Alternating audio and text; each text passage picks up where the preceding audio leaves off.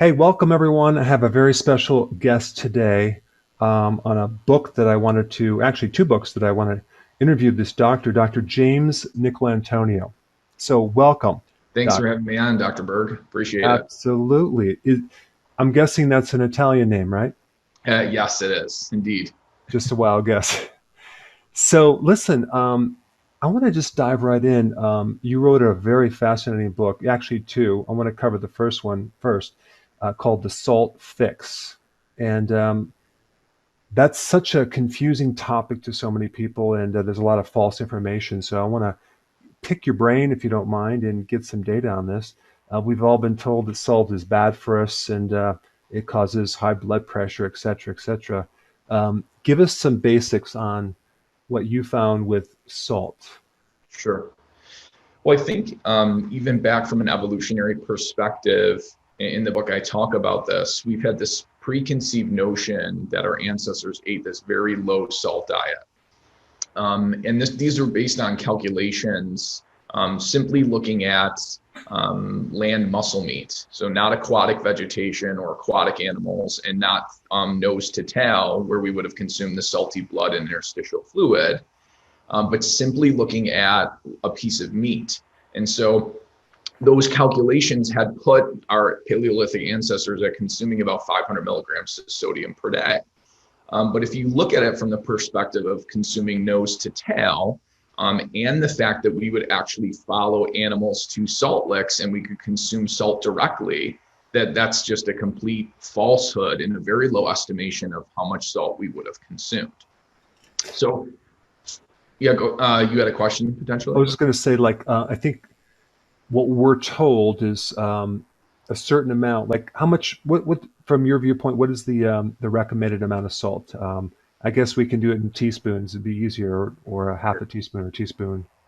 Well, so the American Heart Association essentially recommends less than a half of a teaspoon of salt per day. Mhm. However, they also recommend that we should be exercising an hour per day. And we actually lose about a half a teaspoon of salt per hour of exercise through sweat. And then you have the US dietary guidelines that recommend less than a teaspoon of salt per day. Wow. Now, from actually all the prospective studies, the lowest risk of death or heart attacks is actually at consuming about 1.5 teaspoons of salt per day, or about 3.4 grams of sodium is essentially where the lowest rates of mortality, cardiovascular disease, things like that actually sit. Hmm. And not to mention, the other big recommendation is to drink a ton of water, right? You start drinking more water, you have low salt, then you develop hyponatremia, and Yep, you have a whole series of issues with that alone, especially if correct. you're exercising and sweating. Right. And I mean, most of us too are consuming caffeine. And I didn't realize up until a couple of years ago how actually caffeine, the reason why it causes diuresis is because it causes us to lose sodium and chloride. So it causes natriuresis. So the typical loss of sodium from 4 cups of coffee is half a teaspoon of salt, or about 1,200 milligrams of sodium. Wow, I didn't know that. That's fascinating. So, all of us are Java junkies now, or consuming caffeinated sports beverages, and that is slowly depleting you of both sodium and actually even more chloride. For some reason, caffeine in coffee is a tremendous chloride waster, about even 2 times higher than the amount of sodium we lose. So, the typical athlete, who sweats, half a teaspoon of salt out per hour, they're also losing iodine too through sweat. So you typically lose about 50 to 100 micrograms of iodine per hour of exercise. And so if you're constantly sweating out salt and iodine and you're never replacing those things, that can lead to hypothyroidism, low salt, hyponatremia, poor exercise tolerance. Wow. Now, if you're, let's say you're a football player and it's summer and you're in practice, I've heard that if you're doing some type of intense exercise, you could lose up to 6 grams of salt, or at least sodium per I guess workout. That's like an ungodly amount of loss of Yeah. electrolyte. That's true. So in the salt fix, I actually do cite one study. It was soccer players in practice in the Mm. heat, and the goal, I believe it was the goalie, lost 6,000 milligrams of sodium in the 1 hour of practice, and I think the average loss was about 1,800 milligrams of sodium per hour. But certain individuals can lose, 6 grams or 6,000 milligrams, excuse me, 6 grams of sodium. Wow. Now, as far as what people should be eating, if let's say they're concerned about, well, their doctor said there's certain studies. What does the actual, now you mentioned the studies that say, well, if you consume at 1.5 teaspoons, then you start to have issues. Is that true or just incomplete data? I think so. We have to look at salt, which is sodium and chloride, from the perspective of overall dietary intake. Right. Because if you consume a good amount of potassium, bicarbonate, fruits, vegetables, citrates, things that are increasing your alkalinity, you can handle and tolerate much higher levels of salt. So That's what I was gonna bring up. Yeah. it's so people that are salt sensitive typically are either insulin resistant, and you fix their high insulin levels, and they're no longer salt sensitive. So it's really they're sugar sensitive in a way, these people. It's just showing up as salt sensitivity.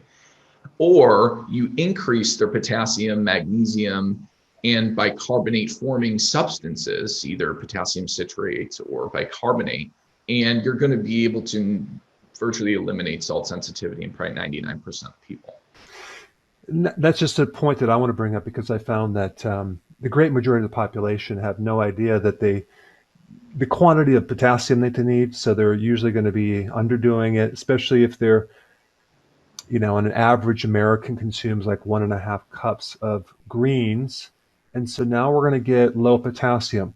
Now you're going to have more tendency to be more sensitive to sodium just because that ratio is not there, so you can't buffer it. Um, so I guess they didn't they didn't talk about that or study that variable with people. I don't know if they looked at the potassium levels when they checked the sensitivity to salt at all. Maybe they didn't. I don't know.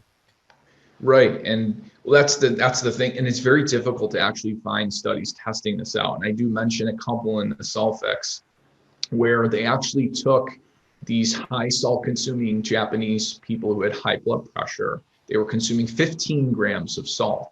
So about twice what we typically consume. Or most people only consume about 8 grams of salt per day in the United States. And they decided to raise their potassium intake from 3 grams to 7 grams. And they kept the high salt intake the same. And it significantly reduced blood pressure, essentially to a normotensive state or normal blood pressure. So it goes to show you, you can consume a very high salt diet as long as you get the potassium level fairly high. Got it. Um, Now, as far as what you recommend that an average consumer should consume, how much salt should they be consuming? If someone is eating a whole food diet, right, so they're not consuming these high refined carbs and sugars, then really that 1.5 teaspoons is perfect for someone. Because when you start going below 3 grams of sodium, you start to see the increases in the sodium retaining stress hormones, aldosterone, renin, angiotensin 2. That is indicating that your body is in a stressed out state to retain the salt. And so you always want to keep the body in homeostasis. And that starts to separate from homeostasis as soon as you go below 3 grams of sodium per day. So brings up an interesting point. You're saying or talking about if someone's not consuming enough salt, the body can then start stressing out and activating more adrenal hormones and other hormones, right? Correct.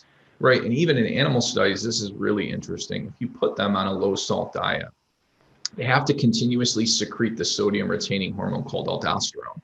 And that has been shown to lead to hypertrophy of the adrenal glands. And that can lead to adrenal fatigue. But it's physiologically, you can see it on a hypertrophied adrenal gland from a low salt diet. So you can see that this would play out in humans as well. If you're constantly pushing out 10 times the amount of aldosterone because you're on a low salt diet, that can potentially hypertrophy the adrenal glands and lead to adrenal burnout. Wow. Is there any data that shows that doing a low sodium diet can trigger increased cortisol? That's a good question. I don't know. I'm not sure, but I would assume that it would, because you are stressing the body out, and cortisol helps retain salt a little bit, but it's what I call it the sodium releaser in the body. If you are stressed out and you're trying to run away from a lion, the cortisol helps the body to release the sodium, increase blood volume so you can run longer. Where aldosterone is the salt storer, so it helps you store.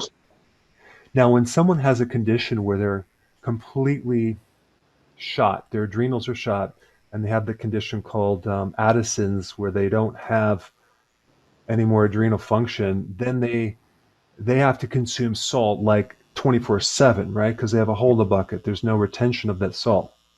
Right. I actually in the salt fix, I have this unique story. It was a child that was constantly raiding the kitchen cabinet and just consuming just ungodly amounts of salt. And my mother was obviously concerned, and they hospitalized this child, not realizing that the child had salt wasting kidney disease. And the child ended up dying because they essentially restrained the child on the bed from being able to go and get the salt that his body was telling him he needed. And so, right, you're correct. When you start losing the cortisol and the adrenal hormone functions, then you're going to start wasting more salt. Yeah, interesting. Um, what about you mentioned this briefly. I want to know a little bit more about insulin resistance. So you take a typical person who's insulin resistant, they want to get on keto. If you're insulin resistant, um, do you have a problem retaining salt, or you just can't absorb it, or what happens? So typically, if you haven't damaged the kidneys, which can cause salt wasting, and you're sort of maybe early on or middle stage in your insulin resistance, it's causing you to over retain salt. And Okay. essentially that's because as insulin levels increase, it tells the kidneys to hold on to more sodium. So as soon as you drop the high refined carbohydrate intake and lower the insulin levels, your kidneys will then start flushing yourself out of salt. And typically most salt sensitive people become fixed once they do that. This is why you see diabetics have these swollen ankles, and they're just filled with fluid like crazy. Right. They're just holding. They're like a waterlogged, basically. They are waterlogged, and it's also due to the elevation in glucose, because glucose also has an osmotic effect as well, like sodium. It pulls fluid out of the cell and into the plasma volume. So we have that effect, and then we also have the storage of glucose as glycogen. You store 3 molecules of fluid or water for every 1 molecule of glycogen. So there's a lot of different dynamics happening that you're holding fluid. So that's Mhm. fascinating. Yeah. As far as the quality of um, salt, what type of salt do you recommend? Of course, I'm guessing it's not going to be table salt. Yeah, I mean, I do appreciate the pink salts Yeah. because they contain natural iodine. So the biggest question I get is if someone purchases a pink salt, it'll say not a good source of iodide, DE. And that's because they're not artificially adding iodide to the salt. It just naturally contains iodine. So the FDA makes them state that it is not a good source of iodide. But your pink salts do contain natural amounts of iodine in fairly clinically significant amounts. So I like either the original Himalayan pink salt, which seems to have about 25 micrograms of iodine per 10 grams of salt, and Redmond real salt, which their mineral analysis indicates 170 micrograms of iodine per 10 grams of salt. So depending on if you are sweating a lot and if you're not getting a lot of iodine in the diet, maybe Redmond is a better salt for you. If you are someone who already gets a lot of iodine, you're eating a lot of pastured eggs, you're drinking dairy, milk, or eating cheese, and you're not sweating a whole lot, maybe a lower iodine salt, Pink's Himalayan salt, would be better. Interesting. Um, if someone's going to do a ketogenic diet and they want to consume a 1.5 teaspoons, and they're sprinkling on their food, but then they're short. So do you recommend just putting some salt in some water, dissolving it and drinking it, or how would you recommend to consume that salt? It depends on the person. I've noticed that some people like to take salt straight and then wash fluid down, whereas some other people like to take it as a shot, where they'll put a little bit of lemon juice, a little bit of water, maybe just 1 ounce, and just take it like a quick shot. It really depends on the person. And I think, it also depends on your activity level too, because if you're someone who works out intensely for an hour per day, you probably want to get a half a teaspoon of salt in you, 60 minutes before the workout to boost blood volume, boost performance, reduce hyponatremia. Interesting. When someone goes on a ketogenic diet and they lose all this fluid and they don't take enough salt, what are some of the top symptoms that they're going to get? It's a good question. Based on the clinical studies, we know that it leads to sleep disturbance, fatigue, and erectile dysfunction. Based on actual people that I've talked to, the most emails that I've gotten, like a couple hundred emails, have been people that have had AFib and just added back salt and it instantly went away their atrial fibrillation. I've gotten the most emails about that. So I'm not saying that can do that for your individual case, but for some reason, salt is important for conductivity, electrical impulses.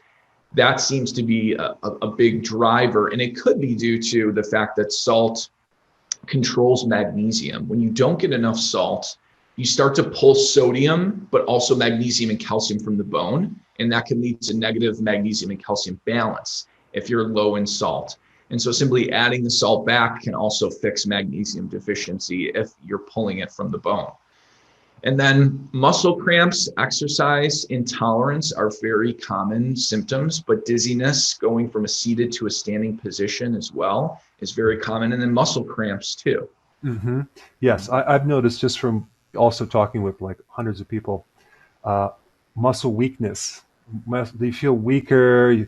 I guess that would be kind of a fatigue, but you feel kind of weak, and then you take salt and just kind of come right up. You feel stronger.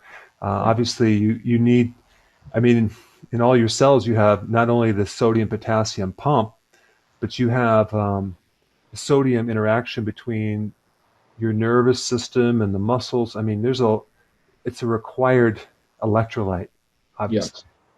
And Yeah, sodium allows you to pull glucose into the cell, amino acids into the cell. It allows you to get acid out of the cell. It allows almost every single neurotransmitter to be moved in and out of the cells of the brain.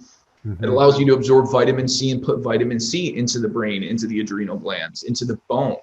You can actually induce osteoporosis in animals by simply lowering their sodium level in the blood, preventing vitamin C from getting into the bone. So it's really interesting. Sodium is the universal molecule that is used to move almost any single substance in the body.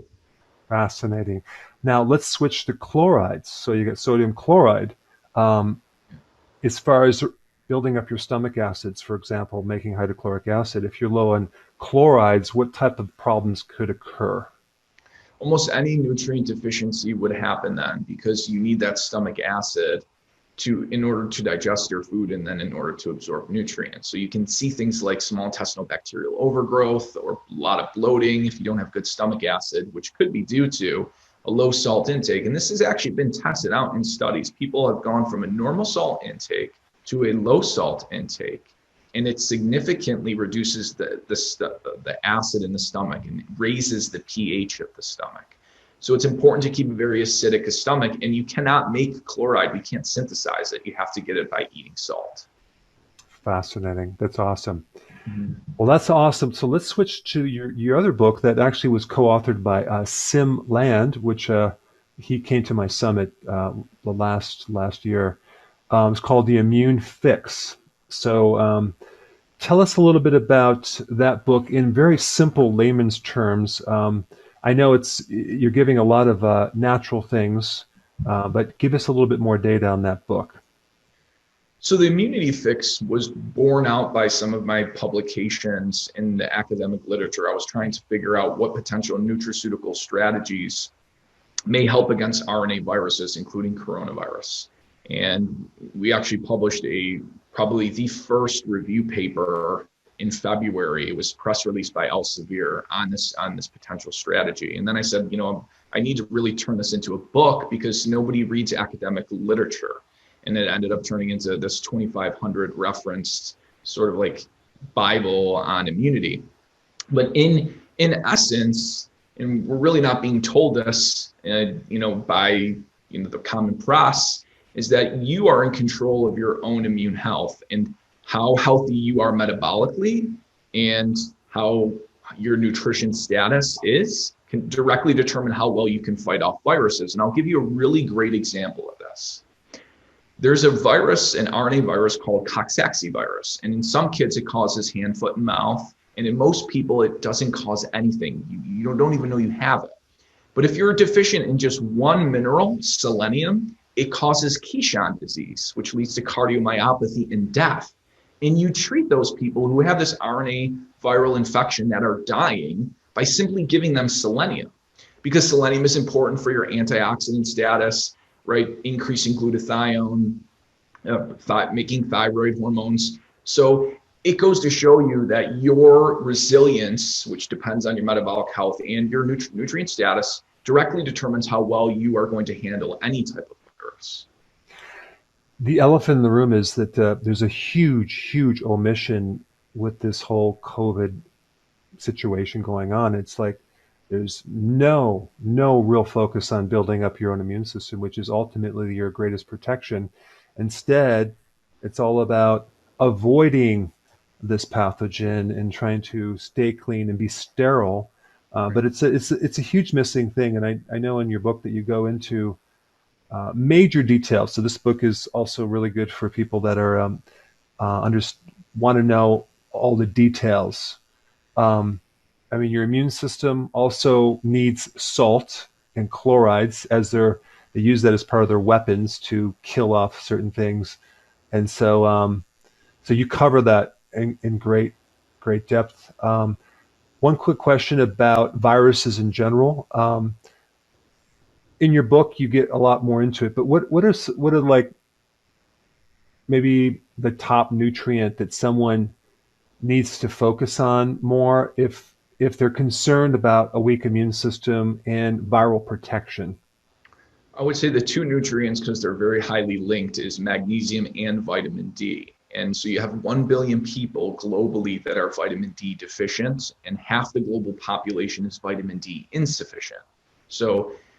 And that increases, if you are severely D deficient, that increases your risk of dying from COVID-19 by 15-fold. And you can't change how old you are, but you can certainly fix your vitamin D levels.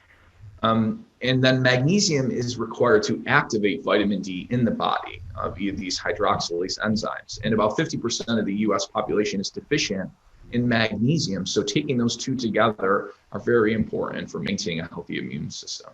See, I thought you were going to say zinc, but when you said magnesium, you're telling me that, which makes sense, magnesium is required for vitamin D. So without vitamin D, it boils down, that's like your weak thing. So if you're low on magnesium, the vitamin D really won't work that well. Right. So I think what you're saying is like vitamin D is like the pinnacle, the most important thing, because it's like the immune modulator. Well, right. And you have these vitamin D receptors on almost all of your immune cells. And in order to activate those, you have to form the active hormone called calcitriol. And once calcitriol binds to those receptors, you fix sort of like these overactive inflammation when you do that. But in order to get the calcitriol, you need the magnesium to convert D to the active hormone. What about some of the worst foods that someone should avoid for their immune system? Probably the worst would be the omega-6 seed oils, and not only from the fact that they're highly oxidized and you form more oxidation products in the acidity of your stomach when you consume these oils, which is very damaging to the gut, and then you don't absorb nutrients once you damage the gut. But the fact that omega-6 will actually get into almost every single immune cell. And once you start saturating your immune cells with omega-6, they start producing more pro-inflammatory cytokines. So that would be the number one thing to avoid is the corn oil, right? Safflower, soybean oils that a lot of people are cooking with. Fascinating. And then, of course, then on the flip side, maybe omega-3 would be good to take as well. Right. Yeah. So many people are deficient in omega-3s, and that helps to form these, pro-resolvins that help resolve. Literally, this is how our body resolves inflammation, is utilizing things like EPA and DHA and forming these substances called Mhm. resolvins and protectants. And it's essentially how our body heals from inflammation. Well, this has been an incredible interview. Everyone's going to love this data. I put both of your links down below for both of your books, and I highly suggest you guys get these two books. They're fascinating. One is called The Salt Fix, and the other one's called The Immunity Fix, because it's all about just gaining knowledge to not just about treating symptoms, but getting to the core, getting to the cause. So thank you so much for your time. Thanks for having me on.